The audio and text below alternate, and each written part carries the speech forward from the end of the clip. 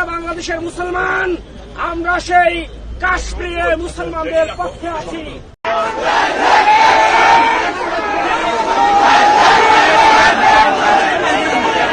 जानकर आश्चर्य होगा कि बांग्लादेश में एक जुलूस निकाला गया कि भाई कश्मीरी मुसलमानों को उनका हक वापस दो, 370 को बहाल करो। आप आए, वापस पाकिस्तान में आ जाए, अपना नाम वापस मशरकी पाकिस्तान करें, बांग्लादेश से निकले। ये बहुत बड़ा अजाब और गुनाह है आपके ऊपर। तो बांग्लादेश अब भविष्य में कांग्लादेश के नाम से जाना जाएगा, यह बात पूरी तरीके से तय हो चुकी है, क्योंकि अब बांग्लादेश को भारत की तरफ से दूसरा सबसे बड़ा झटका मिल चुका है। और यह झटका इतना बड़ा है कि बांग्लादेश को कंगाल बनने से अब कोई भी नहीं रोक पाएगा, क्योंकि हाल ही में खबर आ चुकी है कि भारत की कपड़ा इंडस्ट्री में रेमंड्स, जो कि भारत की बहुत बड़ी और दिग्गज मैन्युफैक्चरिंग कंपनी है, वह अपने पूरे बिजनेस को बांग्लादेश से भारत में शिफ्ट करने का प्लान बना चुकी है। देखिए, वो ब्रांड का भी कोई कसूर नहीं है। They need to have a country जहाँ पे सॉवरेंटी हो, वहाँ पे जहाँ पे लॉ एंड ऑर्डर सिचुएशन ठीक हो। बहुत बड़ी फैक्ट्री, बहुत बड़ा ब्रांड है, उनको उनके भी एम्प्लॉयज़ हैं, उनको उनकी मेन इफेक्ट जो हुई है ना चीज़, उनकी जो पोर्ट लगता है वो पोर्ट भी इफेक्ट हो गया। वो प्रोडक्शन करेंगे तो किस लिए करेंगे? उनके पोर्ट ही सारे बंद हो गए हैं, सील हुए हुए हैं। वहाँ पे वो army has taken over, that doesn't mean that के उनका बिजनेस कम्युनिटी सारी उनकी जो है ना वो इस वक्त हॉल्ट पे आ गई है। तो Raymond I think they did the best move going to India, और इंडिया में जाकर उनको बेनिफिट ही होगा। Raymond is already existing in India. गुस्से का इजहार कर रहे हैं, और गुस्सा किस चीज़ पे है? गुस्सा इस चीज़ पे है कि जी आपने क्यों हमारा स्पेशल स्टेटस लिया, हमें हक खुद इज्जत आप क्यों नहीं दे रहे? इस वक्त जो बीजेपी के एक आम रहनुमा और उनके वज़ीर दाखिला अमित शाह जो हैं वो मकबूजा कश्मीर में मौजूद हैं, वहाँ का 2 रोज़ा दौरा कर रहे हैं। पाकिस्तान की दुर्गति भी इसीलिए हुई क्योंकि वो नफरत और कट्टरपन से भरा हुआ है। बांग्लादेश भी अच्छी खासी तरक्की कर रहा था, लेकिन पिछले कई सालों से वहां भी नफरत का कारोबार तेजी से बढ़ा है। वापस अपने आप को मशरकी पाकिस्तान बना लें।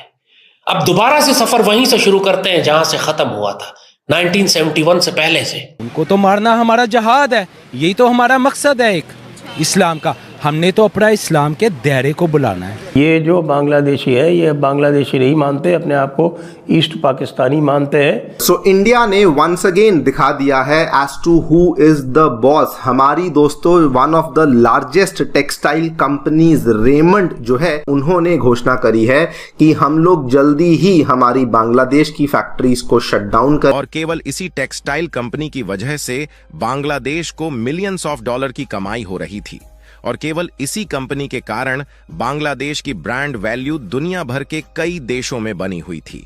इस कंपनी के द्वारा बांग्लादेश की मैन्युफैक्चरिंग यूनिट भारत में शिफ्ट करते ही बांग्लादेश की टेक्सटाइल इंडस्ट्री को मिट्टी में मिलने में देरी नहीं लगेगी, क्योंकि बताया जा रहा है कि केवल इसी कंपनी की वजह से बांग्लादेश के हजारों लोगों की रोजी रोटी चल रही थी, और वह भी इस कंपनी ने ऐसे समय पर भारत में मैन्युफैक्चरिंग यूनिट को शिफ्ट करने का विचार बनाया है जिस समय ऑलरेडी बांग्लादेश फाइनेंशियल क्राइसिस से जूझ रहा है। पूरी डेवलप दोस्तों, बांग्लादेश में जिहादी पूरी तरह से अपना मानसिक संतुलन खो चुके हैं और भारत के खिलाफ लगातार प्रोटेस्ट करते नजर आ रहे हैं। और देखा जा रहा है कि इस वक्त 370 के आर्टिकल 370 के खिलाफ ये लोग प्रोटेस्ट करते हुए नजर आ रहे हैं। और दोस्तों, दूसरी तरफ जैद हामिद जो लाल टोपी है वो दोस्तों इनको भड़काते हुए नजर आ रहा है। ये भड़काते हुए बोल रहा है कि जैसे पहले के समय ईस्ट पाकिस्तान था बांग्लादेश, वैसे ही पाकिस्तान फिर से बन जाए, ईस्ट पाकिस्तान बन जाए, ये लोग वापस आ जाए, आप लोग वापस आ जाइए, हमारे कौम में है, आप लोग हमारे भाई हैं। और पूरी तरह से भड़का रहा है कि जो भी भारत की तरफ से जो भी पहले साइन हुए थे सारे डील्स को कैंसिल करिए, और जो भी लोग आपके बड़े पोस्ट पे थे वो भारत के साथ दे रहे थे उनको फांसियों पर लटकाइए। तो उनको ये भड़काऊ बयान लाल टोपी दे रहा है। और दोस्तों, भारत के खिलाफ लगातार बांग्लादेश प्रोटेस्ट कर रहा है। आइए देखते हैं पहले वीडियो और बात करते हैं वीडियो के एंड में पूरी चीज के बारे में। चलिए दोस्तों, आप आए, वापस पाकिस्तान में आ जाए, अपना नाम वापस मशरकी पाकिस्तान करें, बांग्लादेश से निकले। ये बहुत बड़ा अजाब और गुनाह है आपके ऊपर। एक इस्लामी रियासत से निकलकर आप एक कुफर की रियासत में चले गए। इस्लाम की मोहब्बत और अखुवत से निकलकर आपने कौमियत और लसानियत की बुनियाद पर एक रियासत बना ली, और उसका फिर उम्मत रसूल से कोई ताल्लुक नहीं। वापस अपने आप को मशरकी पाकिस्तान बना लें। अब दोबारा से सफर वहीं से शुरू करते हैं जहां से खत्म हुआ था 1971 से पहले से। आपकी वही शनाख्त है जो हमारी शनाख्त है, आपका वही नजरिया है जो हमारा नजरिया है। हम सब इकट्ठे लड़े थे दुश्मनों के खिलाफ, इकट्ठे पाकिस्तान हासिल किया था। आपकी सफों में जितने गद्दार हैं शेख मुजीब के, अवामी लीग के, मुक्तिबानी के, अब उनको तलाश करके फांसियां देना शुरू करें। किसी एक को माफ नहीं करना। 50 साल उन्होंने आपको गुलाम बनाकर रखा है। लाखों बिहारियों और रजाकारों को जो शहीद किया था इन्होंने, जो कत्ल किया था, उसका इंतकाम इनसे अभी आपने लेना है। और ये वो कफारा होगा जो आप अदा करेंगे अपने बड़ों के गुनाहों का। हम आपसे नहीं कहते कि आप माफी मांगे, क्योंकि आपका कसूर नहीं है। आपके बड़ों ने जो गुनाह किए वो मर खप गए। और जो शेख मुजीब और उसके साथी बाकी हैं उनको तलाश करें, उनको फांसियां दें, उनको लटकाएं। ये कफारा काफी है हमारे लिए। और अपना नाम और अपना परचम वापस तब्दील करें। आपका परचम भी पाकिस्तान का परचम होना चाहिए, आपका नाम भी अब मशरकी पाकिस्तान होना चाहिए। और जो आपकी सफों में बिहारी रहते हैं लाखों की तादाद में, जिनको आज तक आपने नेशनैलिटी, शेख मुजीब ने और हसीना ने नेशनैलिटी नहीं दी थी, उनको या अपने पास नेशनैलिटी दें या उनको इजाजत दें इस बात की कि वो इज्जत के साथ पाकिस्तान आ सके। उनको शनाख्त दें, उनको पासपोर्ट दें, उनको इजाजत दें कि वो सफर कर सके, उनको नौकरी करने की, कारोबार करने की, तालीम हासिल करने की, सेहत की इजाजत दें। उसी तरह जिस तरह आप रजाकारों को अब इज्जत दे रहे हैं, जिनको शेख हसीना और शेख मुजीब फांसियां देती थी। आपके बड़ों ने जो भी गुनाह और गलतियां की हैं, अब ये नौजवान नस्ल जो मशरकी पाकिस्तान की मुसलमान नस्ल है, अब आपने अपने सारे बड़ों के गुनाहों का कफारा देना है। और पाकिस्तान पूरी तरह तैयार है इसमें आपकी मदद करने के लिए। हमने ये आजादी दिलाने में भी आपकी मदद की है, और अब इंशाअल्लाह आपको आलम इस्लाम की एटमी ताकत बनाने में भी आपके साथ खड़े। आप हमारे साथ शामिल हो जाए, रातों रात आप एटमी और मिसाइल ताकत भी बन जाएंगे। वो इज्जत जो अल्लाह ने पाकिस्तान को दी है वो आपको भी मिलेगी, क्योंकि हमेशा से वो आपका हिस्सा थी। आप अपनी मर्जी से उससे अलग हुए थे, आप नहीं, यानी आपके बड़े। लेकिन अब आपके पास इख्तियार है कि आप वापस पाकिस्तान का हिस्सा बन जाएं। और पूरी मुस्लिम दुनिया में जो इज्जत अल्लाह पाक फौज को, पाकिस्तान को, हमारे सब जलाली परचम को देता है, और जो नसीब अल्लाह ने लिखा है कि गजवा हिंद हमने इकट्ठे करना है, और फिर हमने उम्मत की क़यादत करनी है, और हमने जाके फ़लस्तीन को आज़ाद करवाना है, पूरी मुस्लिम दुनिया की हिफाजत करनी है। ये आने वाले दौर में जो तकदीर अब खुलने वाली है, आप अपने आप को उसका हिस्सा बना लें। 50 साल आप भटकते रहे सहराओं में, 50 साल आप गुम रहे, रास्ता भूल चुके थे आप। शेख मुजीब ने आपको हाईजैक कर लिया था। अब हम आपको दावत दे रहे हैं, वापस आ जाए हमारे पास। हम एक कौम, एक मुल्क हैं, एक ईमान, एक अल्लाह, एक रसूल, एक तकदीर, एक ग़ज़वा हिंद। और आने वाले वक्तों में हमने सब कुछ इकट्ठे करना है। हम आपको दावत देते हैं, बाकी आपका नसीब है, आप कबूल करें या न करें, लेकिन हमारी तरफ से ताकीद होगी कि इसको कबूल कर लें।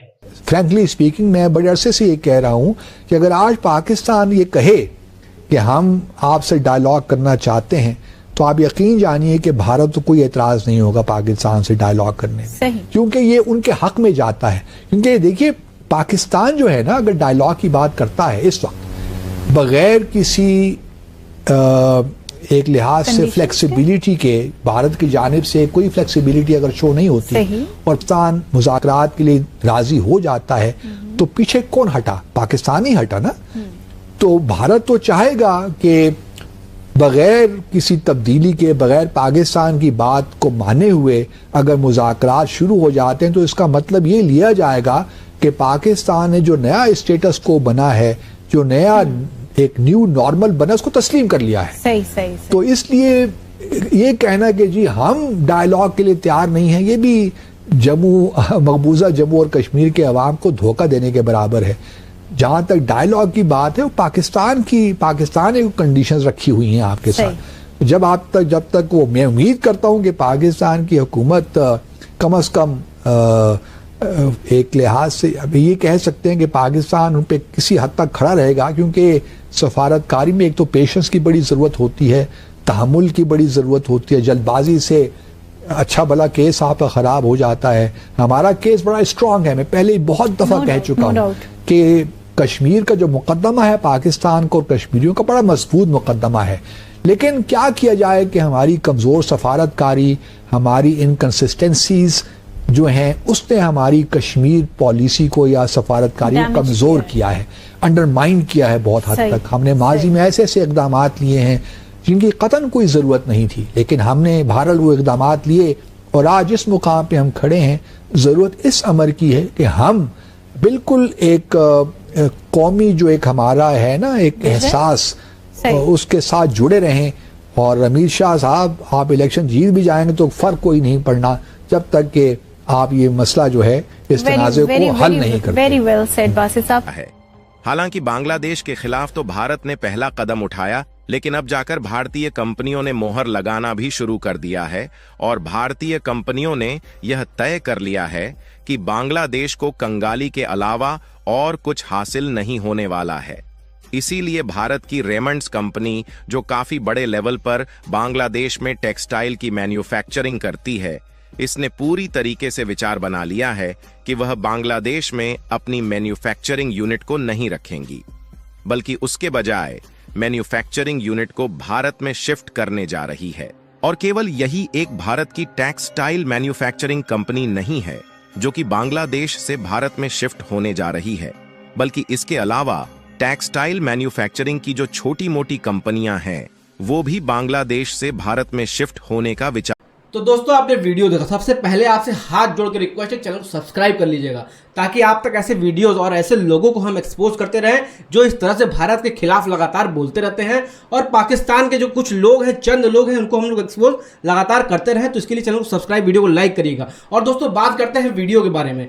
वीडियो में हमने देखा किस तरह से बांग्लादेशी सुधरने का नाम नहीं ले रहे हैं। ये लोग की जो औकात पाकिस्तानी वाली है ना, लाहौरी खून जो थोड़ा बहुत भरा हुआ है वो उबाले मार रहा है, और इस वक्त अच्छा खासा उबाल मार रहा है इनका जो लाहौरी खून है। और दोस्तों बांग्लादेशी इस वक्त प्रोटेस्ट कर रहे हैं 370 के खिलाफ, और कश्मीर के लिए ये लोग परेशान है। कश्मीर जो है वो पाकिस्तान की सड़क है, ये लोग ऐसा वहां पे बोल रहे हैं, और इस तरह से प्रोटेस्ट चल रहा है। ऐसा लग रहा है कि वहां पे पाकिस्तानी ही जाकर के बस चुके हैं, और पाकिस्तान की ही पूरी ये लोग बोल रहे हैं वहां के लोग, क्योंकि इनके अंदर भी थोड़ा बहुत कहीं ना कहीं पाकिस्तानी खून है। लेकिन मोदी जी को भी कान मरोड़ना अच्छे से आता है, और इस तरह से कान मरोड़ रहे हैं धीरे धीरे। और अचानक से जब अमित शाह खड़े होंगे ना, तो इनकी दोस्तों खटिया खड़ी हो जाएगी। ये उठ करके चिल्ला उठेंगे कि आप हमको माफ करिए, और पैरों में गिड़गिड़ा करके अमित शाह और मोदी के भीख मांगेंगे। मोहम्मद यूनुस की जो सरकार है वो केवल और केवल इंडिया के विरोध में केवल काम कर रही है, और वो सोच रही है कि उनके ऊपर चाइना का हाथ है, उनके ऊपर अमेरिका का हाथ है। जब ये लोग ऐसा गर्दन, हाथ पहले सर पर रखते हैं, उसके बाद धीरे नीचे आके गर्दन जब मरोड़ते हैं ना, तब बुद्धि खुलती है। जैसे पाकिस्तान की बुद्धि खुली है, लेकिन फिर भी वो भारत के खिलाफ लगातार बोलने से पीछे नहीं हटता, और इंडिया के खिलाफ दोस्तों बोलते रहते हैं ये लोग ट्रेड नहीं करेंगे, हमको ट्रेड नहीं करना है। अगर आप यहाँ नहीं आते हैं या हमसे संबंध अच्छा नहीं करते हैं, ट्रेड नहीं करेंगे। तो इनसे ट्रेड करना कौन चाहता है। और दोस्तों बात आते हैं टॉपिक पे वापस, बांग्लादेशियों के ऊपर।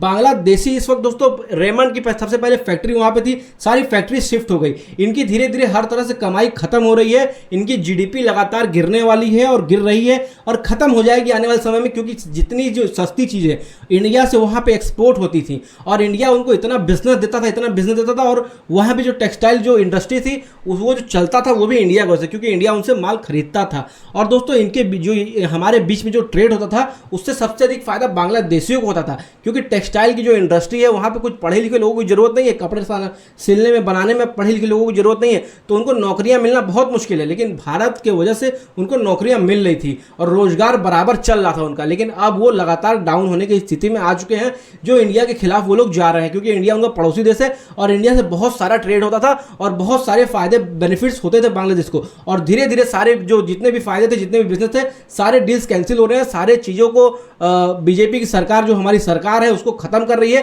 क्योंकि ये हिंदुओं के खिलाफ जुल्म लगातार करना बंद नहीं कर रहे हैं। अमित शाह और नरेंद्र मोदी के वार्निंग के खिलाफ जाकर के फिर तब भी ये लोग, अभी तक भी ये लोग हिंदुओं के ऊपर, बांग्लादेश के हिंदुओं के ऊपर ये लोग जुल्म कर रहे हैं, परेशान कर रहे हैं उनको, और उनको मारना चाह रहे हैं। और अब बात करते हैं दोस्तों लाल टोपी की। लाल टोपी को दोस्तों क्या कहा जाए। लाल टोपी इतना जाहिल है, इतना अनपढ़ है, इतना गवार है कि उसको आज तक लगता है कि जो पाकिस्तान की आर्मी है वो अभी भी नंबर 1 पे है और इंडिया की आर्मी उनसे बहुत नीचे है, और 1965 का जंग भी ये जीते थे, इनको ऐसा लगता है। तो इनकी जाहिलियत की क्या बातें करें, और ये बोलते हैं कि फिर से आके हमसे मिल जाइए, जो कुछ हुआ था उसको भूल जाइए। यही लोग थे जो बांग्लादेशियों को जूते मार के इनकी बहन बेटियों को रेप करते थे, और दोस्तों इनके लोगों को मार रहे थे, जूते से मार मार के भगा रहे थे। और जो हुआ था उस वक्त, इन लोगों को शायद बांग्लादेशी भूल गए होंगे, लेकिन पूरे दुनिया को जिसको पता है उसको अच्छे से याद है कि पाकिस्तानियों ने किस तरह से जुल्म किया था बांग्लादेशियों के ऊपर। और बांग्लादेशी अगर पाकिस्तान का नाम ले रहे हैं या पाकिस्तान के गुण गा रहे हैं, तो ये उनकी सबसे डाउनफॉल वाली कंडीशन है, सबसे गंदी कंडीशन है। इनको समझ में नहीं आ रहा है कि पाकिस्तानी क्या किए थे और हिंदुस्तान से बैर लेकर के, हिंदुस्तान से दोस्तों दुश्मनी लेकर के ये लोग किस तरफ बढ़ रहे हैं। तो इसके बारे में आपको क्या लगता है दोस्तों कि बांग्लादेश की आने वाले समय में क्या कंडीशन होने वाली है, क्या वहां पर सुधार देखने को मिलेगा? अगर रिश्ते ये लोग अच्छे नहीं करते तो ये लोग किस तरह से ऊपर उठेंगे, इनकी इकोनॉमी की स्थिति क्या होने वाली है? कमेंट बॉक्स में बताइएगा अगर आप लोग जानकारी हो। और दोस्तों वीडियो अच्छा लगा तो फैमिली फ्रेंड शेयर जरूर करिएगा और कमेंट करना बिल्कुल मत भूलिएगा। दोस्तों मिलते हैं नेक्स्ट वीडियो में, तब तक के लिए जय।